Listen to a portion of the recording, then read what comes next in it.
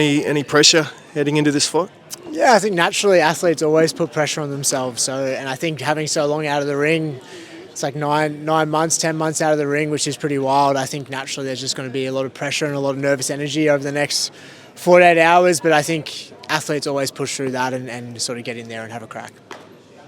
Did the press conference go a bit different to what you'd imagined? I sort of knew that was going to happen, to be completely honest with you. I didn't expect anything less from Ahmad and his team, but I'm here to fight on Wednesday night, and Charlie Bell, we had a great handshake, and I very much do judge someone on their handshake, and I'm excited for Wednesday night and what Charlie's going to bring. So have you seen anything of him as a fighter? Little bits, but not too much. So I think on Wednesday night, I've just got to come and try and adapt as quick as I possibly can. And I think the best boxers do that are the ones who can adapt within the first minute of a fight. So, I'm sure he's going to throw a few wild, techniques at me and stuff like that, but I'm also very excited just to sort of adapt and shift and pivot and make sure I get the outcome that I want. What do you make of this reported offer from Ahmed's team? Does it seem fair income to you? Oh, I've got no idea, mate.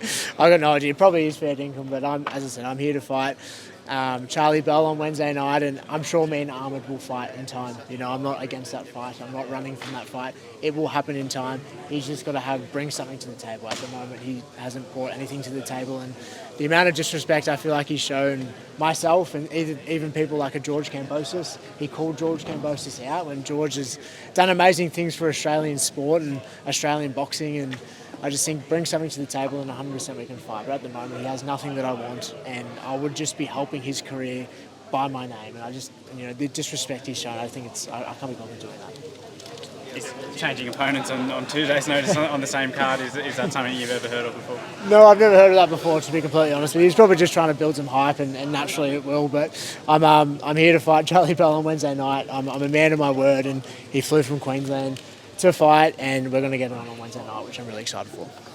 You won over a lot of admirers last year, even in defeat in Paris. Are you hoping that same large contingent of Aussies get behind you on this journey?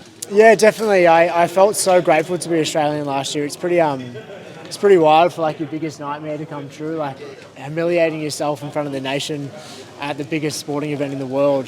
It was pretty humiliating, but it was really nice to sort of feel like Australia held me last year, and I really hope in my professional career that they can show some support like they did at the Olympics. You mentioned up there that you had doubts whether you would return to boxing. What was that, moment where that mindset shifted again and you wanted to get back in? I just feel like I lost my respect for myself, which I think is pretty important for a man to have. And I think as an athlete, I lost my respect. And I think I just want to make sure over the next 2, 3, 4 years, however long I'm in the professional boxing scene, I just want to get back to the best athlete I can be.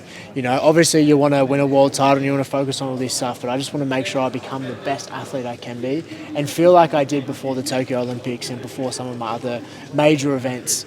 I want to feel like that again, and I think when I feel like that and I perform well, then I can think about retiring, but until then I'm in the sport.